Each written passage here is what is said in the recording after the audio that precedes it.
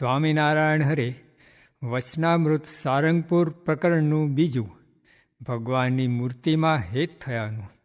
સ્વામિનારાયણ હરે. સંવત 1877 શ્રાવણવદી છઠને દિવસ શ્રીજી મહારાજ ગામ શ્રી સારંગપુર મધ્યે જીવાકાચાના દરબારમાં ઉત્તરાયણ દ્વાર ઓરડાની ઓસરી ઉપર ઢોલિયો બિછાવ્યો હતો. તે ઉપર ઉત્તરાયણ મુખારવિંદે વિરાજમાન હતા ને શ્વેત પાગ મસ્તક ઉપર બાંધી હતી ને શ્વેત પછેડી ઓળી હતી તથા શ્વેત ખેસ પહેર્યો હતો ને પોતાના મુખારવિંદની આગળ મુનિ તથા દેશ દેશના હરિભક્તની સભા ભરાઈને બેઠી હતી. પછી શ્રીજી મહારાજ મુનિ પ્રત્યે બોલ્યા, જે માહોમાઈ પ્રશ્ન ઉત્તર કરો. પછી સ્વયં પ્રકાશાનંદ સ્વામીએ પ્રશ્ન પૂછ્યો, જે ભગવાનના ભક્તને ભગવાનની મૂર્તિમાં અતિશય હેત કઈ પ્રકારે થાય. પછી તે પ્રશ્નનો ઉત્તર મુનિએ માહોમાઈ કરવા માંડ્યો, પણ થયો નહીં. પછી શ્રીજી મહારાજે તેનો ઉત્તર કરવા માંડ્યો, જે સ્નેહ તો રૂપે કહીને પણ થાય છે, તથા કામે કહીને પણ થાય છે, તથા લોભે કરીને પણ થાય છે, તથા સ્વાર્થે કરીને પણ થાય છે, તથા ગુણે કરીને પણ થાય છે. તેમાં રૂપે કહીને જે સ્નેહ થાય છે તે તો જ્યારે તેના દેહમાં પિત્ત નિસરે અથવા કોળ નિસરે ત્યારે સ્નેહ થયો હોય તે નાશ પામે છે. તેમજ લોભ, કામ અને સ્વાર્થે કહીને જે હેત થયું હોય તે પણ અંતે નાશ પામે છે. અને જે ગુણે કહીને સ્નેહ થયો હોય તે તો અંતે રહે છે. ત્યારે શ્રીજી મહારાજ પ્રત્યે સોમલોખાચર બોલ્યા, જે એ તે ગુણ કયા, ઉપરલા કે માયલા? પછી શ્રીજી મહારાજ બોલ્યા, જે ઉપરલે ગુણે શું થાય? એ તો વચને કરીને, દેહે કહીને અને મને કહીને જે ગુણ હોય અને તે ગુણે કહીને જે હેત થયું હોય તે નથી નાશ પામતું. અને તમે પૂછો છો તે ભક્તને ભગવાન ઉપર સ્નેહ થાય એમ જ કેવળ પૂછો છો કે ભગવાનને ભક્તો પર સ્નેહ થાય એમ પણ પૂછો છો? ત્યારે સ્વયં પ્રકાશાનંદ સ્વામી બોલ્યા, જે એ બેને પૂછીએ છીએ. પછી શ્રીજી મહારાજે તેની વિસ્તારે કહીને વાર્તા કરવા માંડી, જે વચને કહીને તો કોઈ જીવ પ્રાણી માત્રને દુખવાની અને પરમેશ્વર સાથે અથવા મોટા સંત સાથે પ્રશ્નોત્તર કરતા હોઈએ અને તેમાં પરસ્પર વાદ વિવાદ થતો હોય અને તેમાં પોતે જીતે એમ જણાય તો પણ જે મોટાથી નાનો હોય તેને મોટાને સમીપે નમી દેવું. અને આપણ કરતાં મોટા સંત હોય તે સભામાં પ્રશ્નોત્તરે કહીને ભોંઠા પડે એમ કરવું નહીં. મોટા સંત આગળ અને પરમેશ્વર આગળ તો જરૂર હારી જવું. અને પરમેશ્વર તથા મોટા સંત તે પોતાને કોઈ વચન યોગ્ય કહે અથવા અયોગ્ય કહે ત્યારે તે વચનને તત્કાળ સ્નેહ સહિત માનવું. તેમાં યોગ્ય વચન હોય તેમાં તો આશંકા થાય નહીં, પણ કોઈ અયોગ્ય વચન કહ્યું હોય અને તેમાં આશંકા થાય એવું હોય તો પણ તે સમાને વિશે ના પાડવી નહીં, એ તો હા જ પાડવી અને એમ કહેવું, જે હે મહારાજ, જેમ તમે કહેશો તેમ હું કરીશ. અને તે વચન પોતાને મનાય નહીં એવું હોય તો પરમેશ્વર તથા મોટા સંત તેની મરજી હોય તો તેમને હાથ જોડીને ભક્તિ સહિત એમ કહેવું, જે હે મહારાજ, તમે જે વચન કહ્યું તે તો ઠીક છે, પણ આટલી મને તેમાં આશંકા થાય છે. એ પ્રકારનું દીન થઈને વચન કહેવું. અને જો પરમેશ્વરની મરજી ના હોય તો તેમને સમીપે રહેતા હોય જે મોટા સંત તથા હરિભક્ત તેમને આગળ કહેવું, જે આવી રીતે પરમેશ્વરે વચન કહ્યું છે તે તો મને માન્યામાં આવતું નથી. પછી તેનું મોટા સંત સમાધાન કરે તથા પરમેશ્વર આગળ કહીને એ વચનનું સમાધાન કરાવે. પણ પરમેશ્વરે વચન અયોગ્ય કે યોગ્ય કહ્યું હોય તે સમયે ના પાડવી નહીં. એવી રીતની યુક્તિએ મોટાના વચનને પાછું ઠેલવું, પણ કહ્યું ને તત્કાળ ના પાડવી નહીં. એવી રીતે તો વચનને ગુણે કહીને વર્તવું. પછી તે ભક્તને ઉપર પરમેશ્વર તથા મોટા સંત તેને સ્નેહ થાય છે અને તે ભક્તને પણ ભગવાનને વિશે દ્રઢ સ્નેહ થાય છે. હવે દેહને ગુણે કેમ વર્તવું?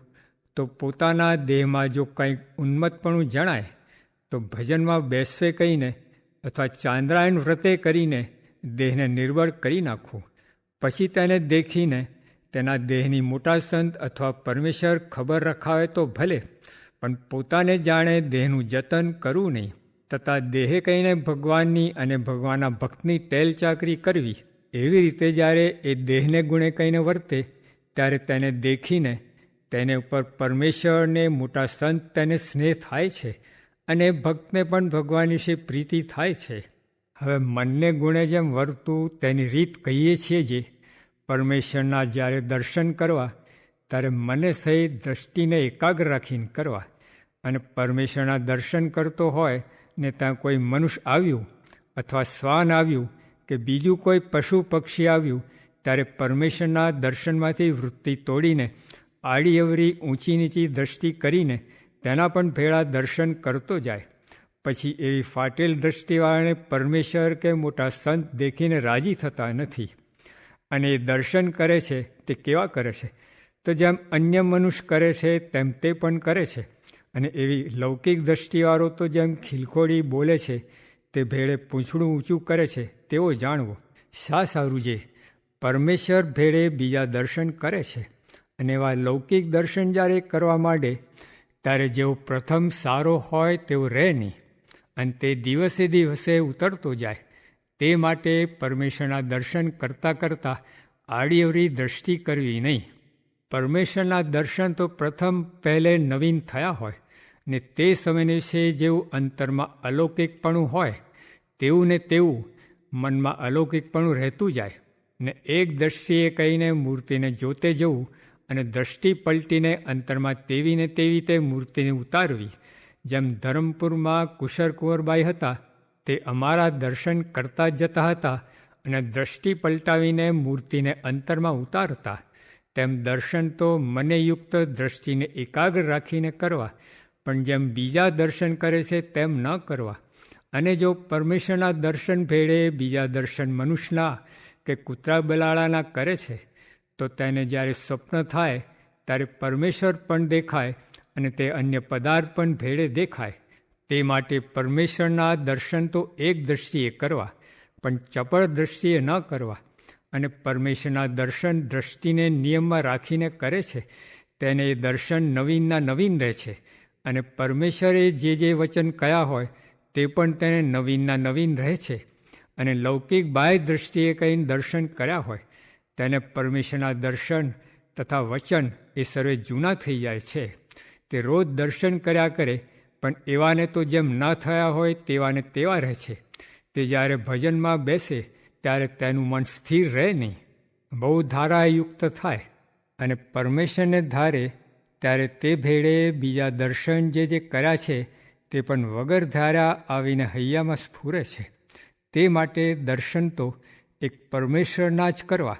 અને એમ જે દર્શન કરે છે તેનું મન ભજન સ્મરણ કરતે એક પરમેશ્વરમાં જ રહે છે, પણ તેની બહુ ધારા નથી રહેતી, એક રહે છે. અને જે ચપળ દ્રષ્ટિએ દર્શન કરે છે તેને હું જાણું છું.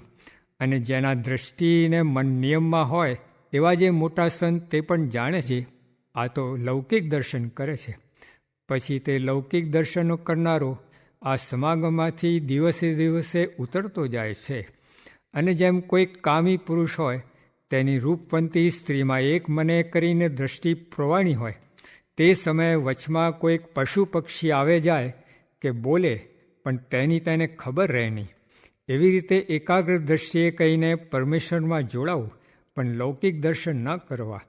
ત્યારે નિર્વિકારાનંદ સ્વામી આશંકા કરી છે, હે મહારાજ, અમારે તો દેશ દેશમાં મનુસાગર વાર્તા કરવી પડે, તેણે કહીને મનનું એકાગ્રપણું રહેતું નથી. ત્યારે શ્રીજી મહારાજ બોલ્યા છે, મનુસાગર વાર્તા કરવી તેની તો અમે આજ્ઞા આપી છે, પણ અહીં મૂર્તિના દર્શન મેળવીને બીજા દર્શન કરવા એવી કઈ દિવસે અમે આજ્ઞા આપી છે? એમ કહીને વળી વાર્તા કરવા લાગ્યા છે. પ્રથમ જ્યારે મૂર્તિના દર્શન થાય છે ત્યારે એને કેવું અલૌકિકપણું રહે છે, તેવું ને તેવું અલૌકિકપણું તો રહે જો મને સહી દ્રષ્ટિ પરમેશ્વરમાં રાખે. એવી રીતે મને ગુણે કહીને વર્તે ત્યારે તે ભક્તને ઉપર નિત્ય પ્રત્યે ભગવાનને નવીન ને નવીન હેત રહે છે. અને તે ભક્તને પણ ભગવાનને વિશે નિત્ય પ્રત્યે નવીન ને નવીન હેત રહે છે. અને વળી નેત્ર અને શ્રોત્ર એ બેને તો વિશેષે કહીને નિયમમાં રાખવા. તે સારું છે. જ્યાં ત્યાં ગ્રામ વાર્તા થતી હોય ને તેને શ્રોત્રની વૃત્તિ દ્વારે તણાઈ જઈને સાંભળીએ તો તે સર્વગ્રામ શબ્દ ભજનમાં બેસેતાય સાંભળી આવે છે. અને ફાટેલ નેત્રની વૃત્તિએ કહીને જે રૂપ જોયું હોય તે સરે ભજન કરતાં સાંભળી આવે છે તે સારું. એ બે ઇન્દ્રિયોને તો અતિશય નિયમમાં રાખવા અને નેત્રની ને શ્રોત્રની વૃત્તિ જ્યારે મૂર્તિના દર્શન કરતા હોઈએ ને મૂર્તિને મેલીને અન્યમાં તણાય તો તેને એમ ઉપદેશ દેવો છે, હે મૂર્ખ, તું ભગવાનની મૂર્તિ વિના અન્ય રૂપને જુએ છે કે પરમેશ્વરની વાર્તા વિના અન્ય વાર્તાને સાંભળે છે, તેમાં તને શું પ્રાપ્ત થશે? અને હજી તને સિદ્ધદશા તો આવી નથી, જે જેવું ચિંત્યું તેવું તને તત્કાળ મળે. શા સારું છે, હજી તો તું સાધક છું, માટે જે વિષયને તું ચિંતવીશ તે વિષય મળશે નહીં. અને ઠાલા વલખા કરીને પરમેશ્વરને શા વાસ્તે મેલી દે છે? અને કાંઈક જો તને અલ્પ વિષય મળશે તો તેના પાપમાં યમપુરીનો માર ખાતા ખાતા અંત નહીં આવે. એવી રીતે નેત્રને અને શ્રોત્રને ઉપદેશ દેવો. અને વળી એમ કહેવું છે, જ્યારે તું ભગવાનની મૂર્તિમાં એકાગ્ર થઈશ તો તેમાંથી તું સિદ્ધદશાને પામીશ. પછી તું જે જે બ્રહ્માંડમાં વાર્તા થાય છે તેને સહેજે સાંભળીશ. અને બ્રહ્મા, વિષ્ણુ અને શિવના જેવા રૂપને ઈચ્છીશ તો તેવા રૂપને પામીશ. અને લક્ષ્મી કે રાધિકા જેવો ભક્ત થવા ઈચ્છીશ તો તેવો થઈશ. અને ભગવાનનું ભજન કરતાં કરતાં સિદ્ધદશાને દેહ છે તે નહીં પામ તો દેહ પડ્યા પછી મુક્ત થઈશ ત્યારે સિદ્ધદશા મળશે. પણ સિદ્ધદશા આવ્યા વિના રૂપને જોઈ જોઈને મરી જઈશ તો પણ તે રૂપ મળશે નહીં. અને ગ્રામ શબ્દને પણ સાંભળી સાંભળીને મરી જઈશ તો તેણે કહીને બુદ્ધિ તો અતિશય ભ્રષ્ટ થઈ જશે, પણ તેમાંથી કાંઈ પ્રાપ્તિ નહીં થાય. એવી રીતે નેત્રને અને શ્રોત્રને ઉપદેશ દઈને એક ભગવાનની મૂર્તિમાં જ રાખવા. અને એવી રીતે જે વર્તે તેને ભગવાનની મૂર્તિમાં દિવસે દિવસે અધિક સ્નેહ થાય છે. અને તે ભક્તો પર પરમેશ્વર ને મોટા સાધુને સ્નેહ હોય તેથી પણ દિવસે દિવસે વધતો જાય છે. ઇતિ વચનામૃતમ. એવી રીતે સારંગપુર પ્રકરણનું બીજું વચનાવત જે તે થયું.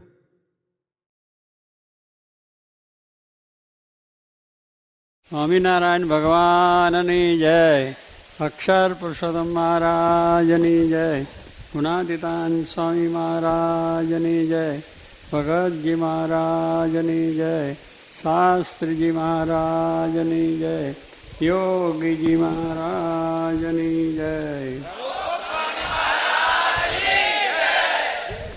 અક્ષરધામ મહોત્સવની જય. દિલ્હી અક્ષરધામ મહોત્સવની જય. દિલ્હી અક્ષરધામ મહોત્સવની જય જય જય.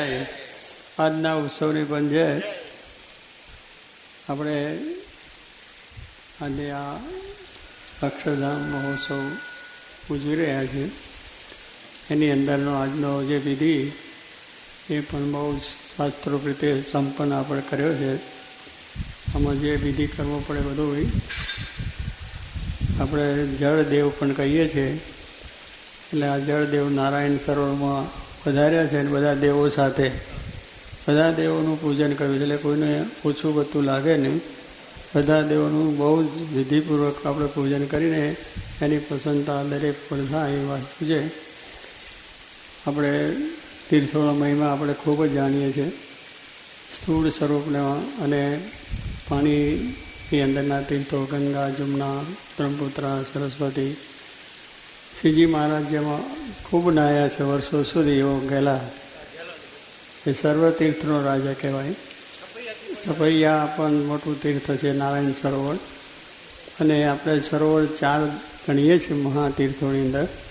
તો એક ત્યાં પેલું માનસ સરોવર, જ્યાં તીર્થમાં ઘણા લોકો ત્યાં દાન થાય છે. કોક જ જઈ શકે છે, પણ ના જઈ શકે એને માટે આ બધું અહીં આવી ગયું. અને આમ પુષ્કર સરોવર કહીએ છીએ, ઉત્તરમાં અજમેર પાસે આવ્યું છે. આમ પંપા સરોવર દક્ષિણમાં આવ્યું છે. નારાયણ સરોવર પશ્ચિમમાં આવ્યું છે. એટલે 4 સરોવર કહેવાય છે. એમાં નારાયણ સરોવર આપણે કચ્છમાં ત્યાં જઈએ છીએ, ત્યાં નારાયણ સરોવર છે. તો એ બધે મહારાજ ગયા છે, પ્રસાદી કરી છે. અને એ તીર્થોનો મહિમા ખૂબ છે શાસ્ત્રોમાં લખેલો. તે બધાય તીર્થોની અંદર અને જેટલી નદીઓ છે આ બધાનું જળ પણ આપવા અહીંયા વાત કરી છે. એમ શ્રુતિ સ્વામીએ આમ આવ્યો છે બધેથી આપણે મગાવીને. એટલે આ તીર્થ બધું સર્વોપરી નારાયણ સરોવર અહીંયા કહેવાય છે. એ સર્વોપરી થયું કે આ બધા તીર્થોનું જળ આમાં આવી ગયું. એટલે કોઈને તીર્થ કરવા જવું હોય તો ભગવાનના દર્શન થાય અને જે અક્ષરધામની જે વાત કરી છે અક્ષરધામ દેખાય બધું. ચારે બાજુ દેવોને સંતો ને ભક્તો ને મહારાજને અનંત લીલાયુક્ત બધું છે. હાથી જુઓ ને, હાથી કેવા બેસી ગયા છે. એ પણ તમારે રમતા હોય ને જમતા હોય ને કોઈ બેઠા હોય ને બધી એની જુદી જુદી ક્રિયાઓ એ પણ શાસ્ત્રોક્ત રીતે છે.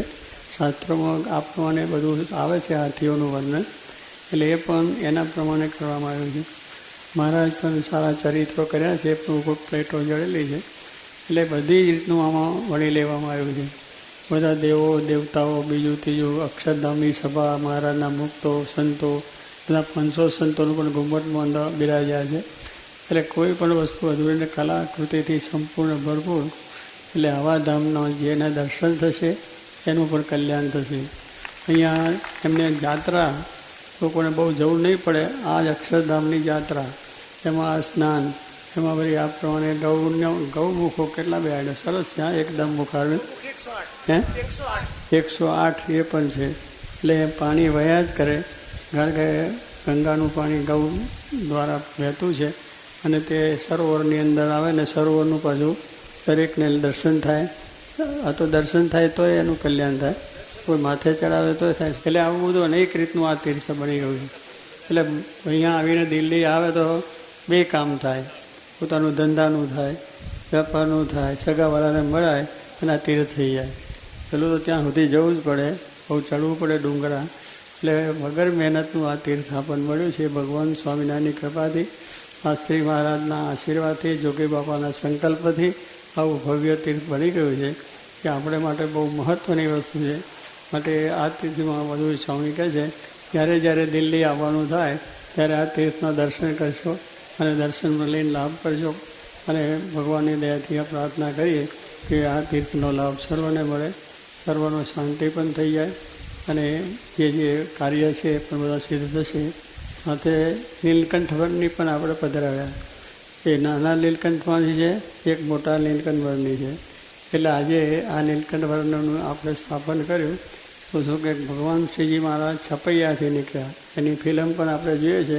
ઘરેથી નીકળ્યા અને ફરતા ફરતા આપણે અહીંયા આવ્યા. આજે એ નીલકંઠવરની જે યાત્રા કરી છે એ યાત્રાના દર્શન પણ અહીંયા થાય આપણને. અને એ યાત્રા કરતાં ઠેર લોજ કરીને પછી અહીં આવીને બેસી ગયા. અહીંયા જ આવીને બેસી ગયા. મોટા સ્વરૂપે નાના સ્વરૂપ 2 સ્વરૂપો આપણે છે અને 2 સ્વરૂપના દર્શન થશે. અને એ યાત્રા એમને કરી છે એના દર્શન પણ આપણે ઘરે બેઠા પ્રાપ્ત થશે. તો આવા તીર્થમાં આપણે આજે આ પૂજન કરવાનો લાભ મળ્યો. આ બધો વિધિ પણ શરૂ થયો છે. તો હવે એનો મહિમા સમજીને આપણે આ તીર્થનો લાભ લેવાનો છે. તો ભગવાન આવી રીતના દરેકને આપણા જે બ્રહ્મરૂપ થવું છે એ પણ આપણા સાથે આ દર્શન તીર્થયાત્રા કરતાં થાય. અને આપણે મહારાજને રાજી કરવા છે, જોગી મહારાજને રાજી કરવા છે. તો અખંડ આ રીતનું આપણું ભજન થાય, કીર્તન થાય. આપણે આત્મારૂપ થવું છે, બ્રહ્મરૂપ થવું છે, એ પણ આવા તીર્થોથી આપણને દર્શન કરતી આ દિવ્ય તીર્થ, આ દિવ્યતા છે, એનો યુગ પ્રકાશ અને એકદમ શ્વેત બધું આવું લાગે છે. તો એથી ઘણું સુખ થઈ જાય. તો બધા જે આવ્યા છે અહીંયા અને આવશે ને બધા દર્શન કરશે એ બધાને મહારાજ સુખ શાંતિ આવશે અને અંતે અક્ષરધામની પ્રાપ્તિ સર્વને થશે. આ અક્ષરધામ પૃથ્વી પરનું છે, એટલે આના દર્શનથી પછી મોટું અક્ષરધામ, દિવ્ય અક્ષરધામની વાતો કરીએ છીએ, ત્યાં જઈને બેસા છે. આ અક્ષરધામના દર્શન થયા અને બ્રહ્મરૂપ થશે અને પછી ધામમાં જવા છે. એટલે આપણે ઘરે બેઠા ગંગા કહીએ છીએ એમાં આપણે દિલ્હીમાં દર્શન થશે. તો બધાને આશીર્વાદ છે. જેને આમાં બહુ સેવા કરી છે, તને મને ધને અને દેહે કરીને ઘણા સંતોએ, ઘણા ભક્તોએ, દેશ પરદેશના બધાએ આમાં ખૂબ સેવાઓ કરી. આ બધું કાર્ય કરવામાં મહેનત પણ ખૂબ કરી છે. જે એન્જિનિયરો છે, બીજા છે, અને બધા આપણા હરિભક્તો અને સંતો છે. અમારા ભાઈ અહીંયા સંત ધર્મ વત્સલ કચ્છી મારું કહેવાય, તો એ પણ અહીંયા ખૂબ રહીને મહેનત કરી છે. ઈશ્વર સ્વામીની એમની સાથેનો આખો સ્ટાફ, એમની પણ ખૂબ મહેનત છે.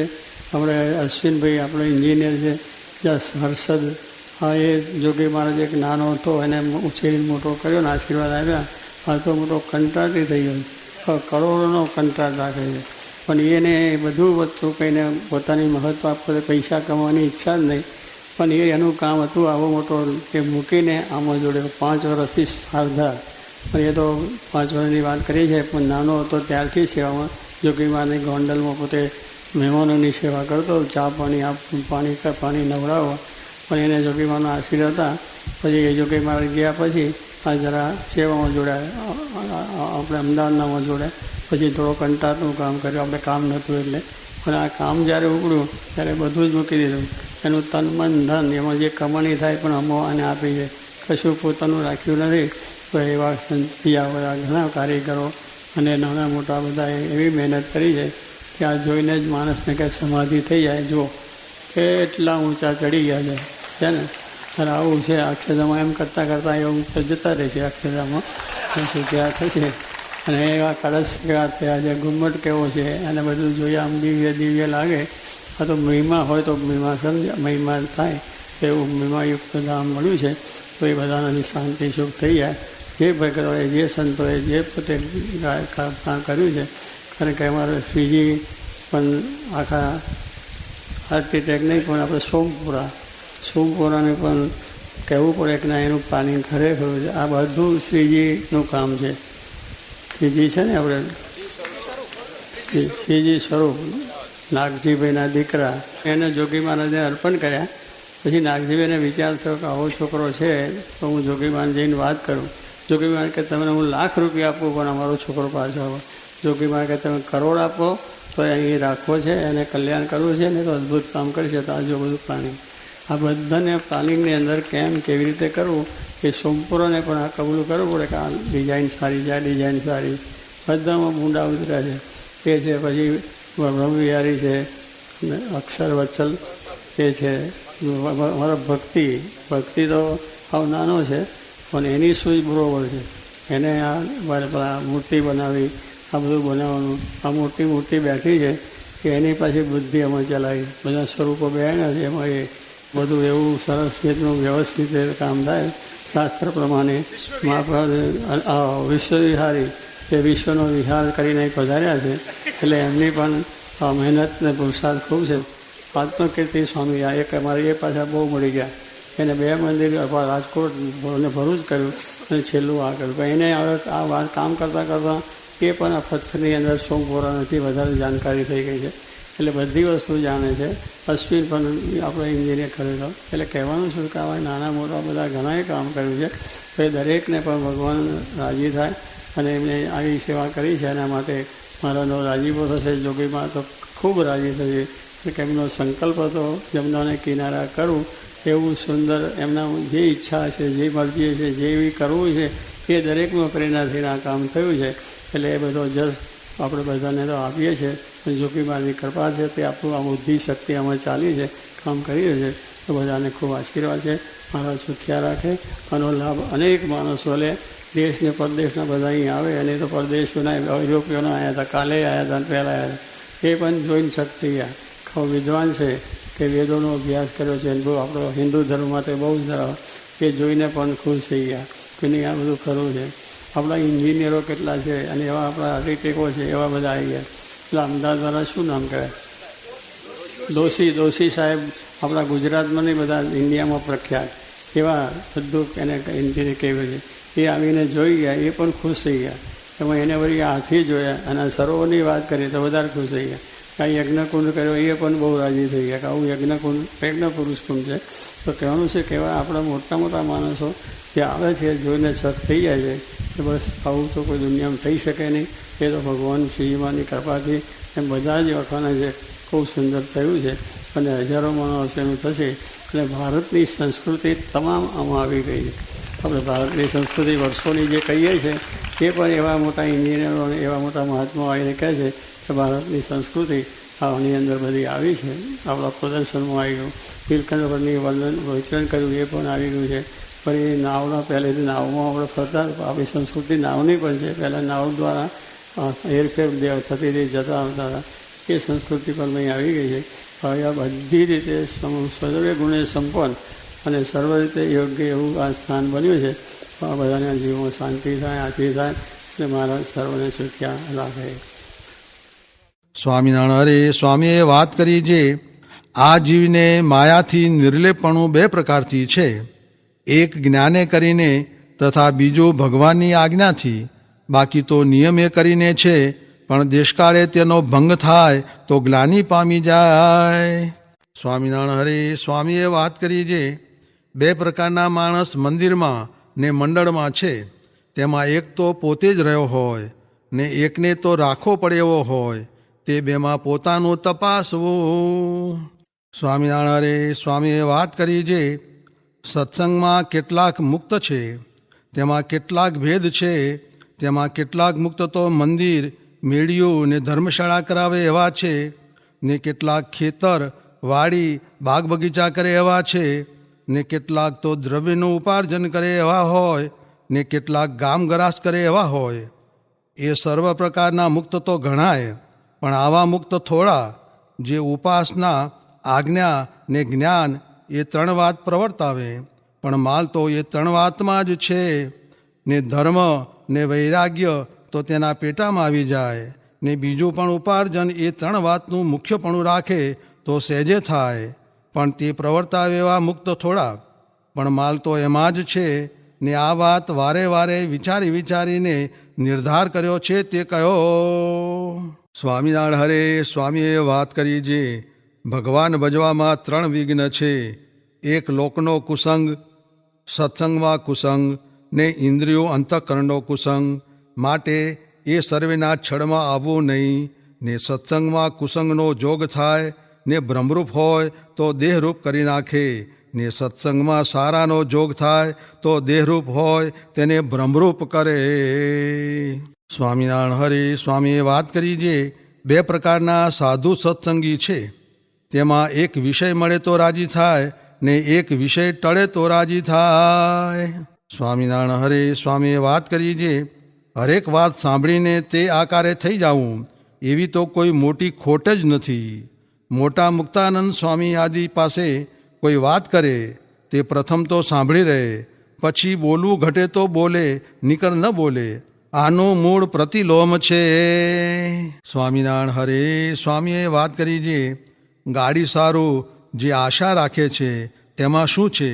તેણે ભજન તો થતું નથી અને અકળાય છે.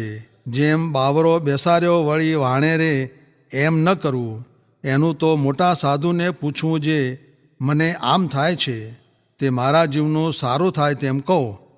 હું બલિહારી એ વૈરાગ્યને અહો હું કોણ એમ વિચારવું એવો ઠરાવ તે ખરો કહેવાય. સ્વામિનારાયણ હરે સ્વામીએ વાત કરી જે માંગરોળમાં મહારાજ મૂલચંદભાઈને ત્યાં જમવા ગયા. તે રસ્તામાં એક કબો વાણિયો વેપારમાં ખોટ ગઈ તે ઘેલો થઈ ગયેલ. તે હાટમાં બેઠો બેઠો ત્રાજવામાં ધૂળ ને છાણ ને પાણા ભરી ભરીને તોડે. પછી કહે જે લિયો સાકર, લિયો એલચી એમ કહે. પછી મહારાજ કહે આ કોણ છે? એટલે હરિજને કહ્યું જે એ તો કબો ગાંડો છે. ત્યારે મહારાજ કહે હું તો જે જીવ ભગવાનને નથી ભજતા એ બધાએ કબા ગાંડા છે એમ જાણું છું. સ્વામિનારાયણ હરે સ્વામીએ વાત કરી જે એકાગ્ર થયા વિના કાંઈ સિદ્ધ થાય નહીં. રોટલા ખાવા મળે ને પેટમાં પચે ને ભજન ન કરે તે ભગવાનનો ગુનેગાર કહેવાય. ન મળે ત્યારે તો શું ભજન કરે, પણ જ્યારે મળે ને ન કરે તે તો પરમેશ્વરનો ગુનેગાર છે. સ્વામિનારાયણ હરે સ્વામીએ વાત કરી જે 100 વર્ષ સુધી આવા સાધુ ભેળા અખંડ રહીએ તો સારી રુચિ થાય. પછી રુચિનું વચનામૃત વંચાવ્યું ને બોલ્યા જે હમણાં તો રુચિ ખાધાની, માનની ને પંચ વિષયની છે. જ્યારે મોટા સાધુ હોય ત્યારે પાપી તેની મોટાઈ ખમી શકે નહીં. પછી દ્રોહ કરે ને પોતાનું ભૂંડું કરે. સંત સંતાપે જાત હૈ રાજ ધર્મ અરુવંશ, તુલસી 3 ટીલે ન દીઠા રાવણ કૌરવ ને કંસ. તે કંઈક મારી નજર આગળ ગયા. આ વણથરીથી એક બાઈ ભાગીને ગઢડે સાંખ્યજોગી થઈને રહી. તે સારું દાદા ખાચરને 200 રૂપિયા મોસલાઈ ભરવી પડી ને કેટલીક ઉપાધિ થઈ. પછી વડોદરામાં એ ફરવા ગઈ. ત્યાં ગ્રહસ્થને ત્યાં જમવાનું કહેલ ને ગોપાળાનંદ સ્વામી પણ ત્યાં હતા, તેમને પણ જમવાનું કહેલ. પછી સ્વામી કહે સાંખ્યોગી થઈને લાડવા ખાય છે તે કેમ ઠીક રહેશે? એટલું કેવરાવી મૂક્યું. ત્યારે ઓલી કહે, તમે સાધુ થઈને કેમ ખાઓ છો? એમ બોલી તેનો દોષ લાગ્યો. તે સત્સંગમાંથી ભાગીને વિસાજીને લઈને રહી, એમ અભાવે થયું. અને કેટલાકને અલ્પ સમજણે કરીને ગોપાળાનંદ સ્વામીનો પણ સત્સંગમાં અભાવ હતો, માટે હમણાં પણ કોઈથી ખમાતું નથી.